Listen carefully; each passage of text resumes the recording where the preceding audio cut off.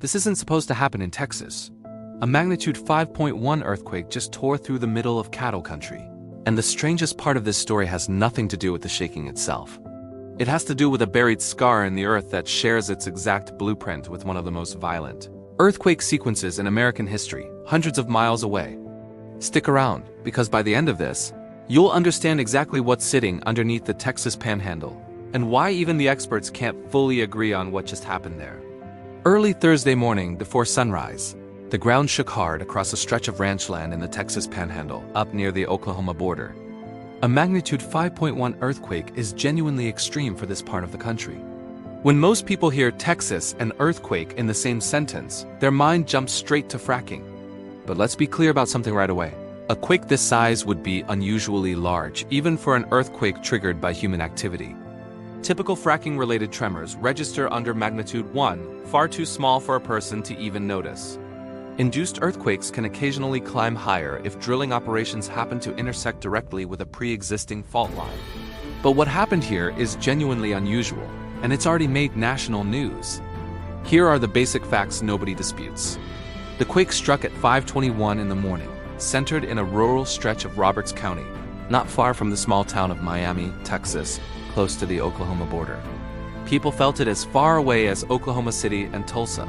A second, much smaller tremor followed later the same day, hundreds of miles south. Nobody was hurt, and there was no significant structural damage. Here's where things get genuinely strange, though. Nearly every major outlet covering this story disagrees on exactly how rare this event actually was. Some are calling it the strongest earthquake ever recorded in the Texas Panhandle. Others are calling it the strongest in more than a century. A few are being more specific, saying it's only the fourth earthquake of magnitude 4 or higher ever documented in that region going back to 1900. So which is it? And why can nobody seem to agree on the basic facts of something that happened just hours earlier?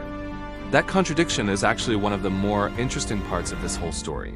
And I want to walk you through 4 genuinely different explanations scientists have floated for what's happening underground in Texas right now, because the most honest answer might be the strangest one of all. Let's start with exactly where this happened. The epicenter sat in Roberts County, deep in flat, quiet ranch and farmland, closer to the Oklahoma state line than to any Texas city most people would recognize. The quake itself was shallow, only a few miles beneath the surface, which is exactly why the shaking traveled as far and as strongly as it did. This wasn't just a local rumble, it reached into Amarillo, Lubbock, Oklahoma City, and Tulsa. Reports came in from southwestern Kansas and from the northern edge of the Dallas-Fort Worth area. Some residents described feeling shaking from a source nearly 250 miles away. People in small towns near the epicenter described being jolted awake by a sound like rolling thunder. Except this thunder came from underneath them instead of from the sky, which for a region that regularly deals with genuine thunderstorms, tornadoes, and hail, says something about just how strange this felt. By breakfast time, hundreds of felt reports had already flooded into the U.S. Geological Survey. Within hours, seismologists across 3 separate states were paying very close attention to a corner of the country that, under normal circumstances, almost nobody in that profession thinks twice about. And here's something most people watching this don't realize. The Texas Panhandle has actually been quietly shaking for more than a century. Records of seismic activity in this specific area stretch back to 1907. Since then, researchers have logged roughly 20 separate earthquakes across that same general stretch of land. 3 of them, before this latest one, crossed the magnitude 5 threshold, occurring back in 1925, 1936, and 1948.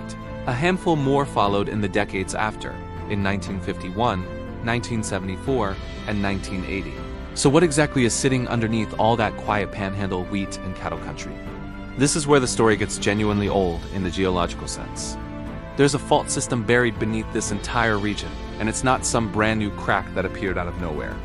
Geologists have traced it back to something called the Amarillo-Wichita Uplift, the buried remains of an ancient rift, a place where the continent itself once tried to tear apart and simply failed to finish the job. This failed rift dates back to the early Cambrian period, roughly 500 million years ago, long before dinosaurs existed, long before anything with a backbone had even crawled onto dry land. So is this ancient buried scar the culprit behind Thursday's earthquake? Don't jump to conclusions just yet, because there are 4 separate explanations on the table, and they genuinely might surprise you. But first, let's clear up that disagreement about whether this was the strongest quake ever recorded in the region or merely the strongest in a century, because the explanation is stranger than the discrepancy itself. An earlier Panhandle earthquake reported at magnitude 5.4 back in the 1930s was never actually measured by a seismograph at all, because there wasn't one anywhere near that remote stretch of land at the time. Instead, scientists of that era estimated the earthquake's size after the fact by mapping where people reported feeling the shaking and where any damage turned up, essentially reconstructing an earthquake from old letters, newspaper clippings, and reports of cracked plaster on someone's living room wall.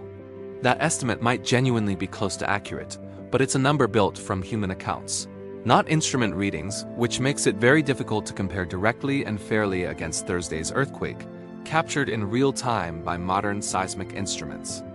So when different outlets describe this week's quake as the strongest ever recorded, they most likely mean the strongest ever measured by an actual instrument, not necessarily the strongest earthquake to ever physically occur in that region throughout its full history. Once you separate those two categories, most of the confusing disagreement clears up. That distinction points towards something a bit uncomfortable. The full picture of Texas's seismic history is considerably blurrier than most of this week's dramatic headlines make it sound. Which brings us to the 4 competing explanations for what actually caused the ground to move Thursday morning. Scientists haven't fully ruled out a single one yet. Explanation number 1 is the idea that this ancient failed rift essentially woke back up on its own. This is currently the leading natural explanation. Tectonic stress slowly accumulates across an entire continent over long stretches of time, and every so often that stress finds the weakest available point in the crust and releases there. In the Panhandle, that weak point happens to be the same old failed rift system we just described.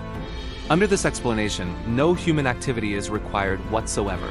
It's simply geology doing what geology has always done, operating on a timescale that makes an entire human lifetime look like the blink of an eye by comparison. Explanation number 2 is one almost nobody is currently talking about, even though it's genuinely interesting: old oil fields dating back many decades. Several historical Panhandle earthquakes, including ones recorded in 1936, 1966, 1974, and 1980, happened directly above major petroleum fields that were actively being drilled at the time. Researchers who studied those older events suggested they may have been triggered by that historical oil production. But those same researchers were also honest about a real limitation in that theory, since the equipment available back then simply couldn't pin down the precise depth or location of those earlier earthquakes with much accuracy. This remains a genuinely open scientific question rather than a settled conclusion. Explanation number 3 is the one most people jump to first the moment they hear Texas and earthquake. Together, modern wastewater injection tied to oil and gas drilling, commonly linked in the public mind with fracking.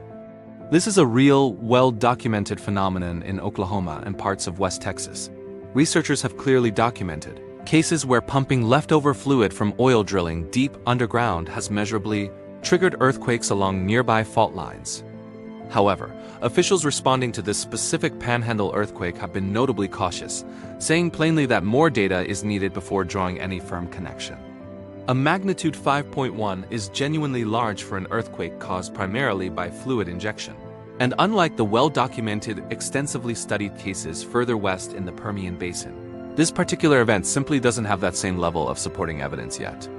Which brings us to explanation number 4, and you might actually find this one funny, because the honest answer right now is that nobody fully knows. And in my opinion, that might be the most honest answer of all 4.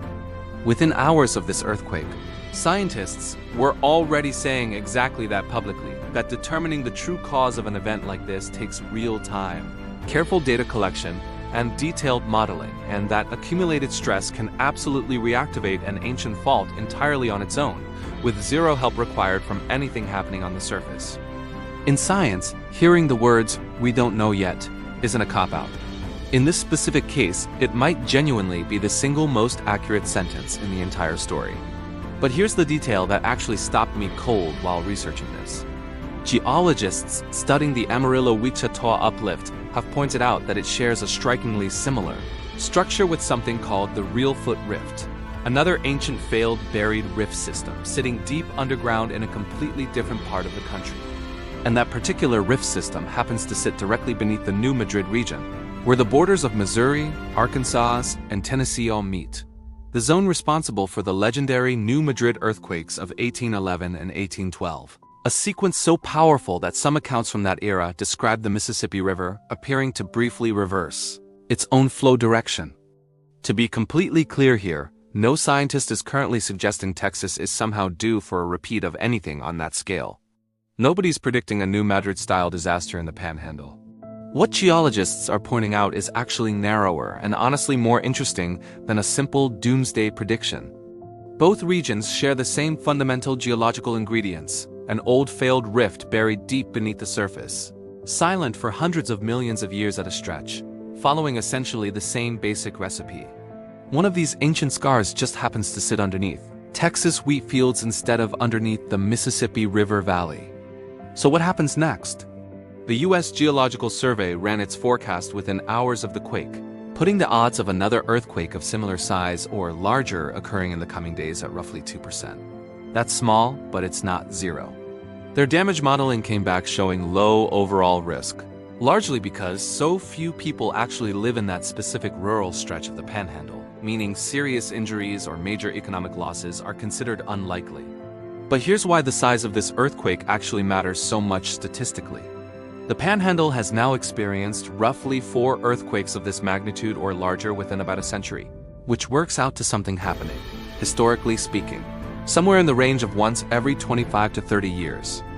Push that threshold up just slightly to somewhere around magnitude 5.5 or 5.6, and the odds shift dramatically. Scientists estimate an earthquake that size only shows up in this specific region roughly once every 50 to 100 years. Push it further still, up to magnitude 6, and you're talking about something closer to a once-in-3 centuries event.